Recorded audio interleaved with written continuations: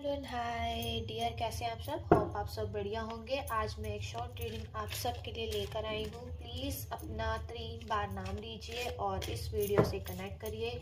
आज अगर यहाँ तक आए हैं तो कोई ना कोई यूनिवर्स का कोई मैसेज होगा आपके लिए। देख लेते हैं आपके लिए क्या मैसेज आ रहा है। Thank you universe.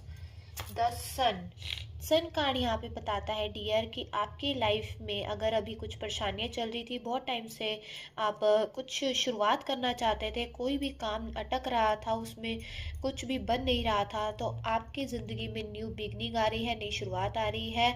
और आपकी लाइफ में अगर डार्कनेस बहुत ज़्यादा हो गई थी, बहुत ज़्यादा आप परेशान चल रहे थे, तो सूरज की किरणें आपकी ज़िंदगी में पड़ने वाली है डियर। बहुत बहुत हैप्पी हो जाइए।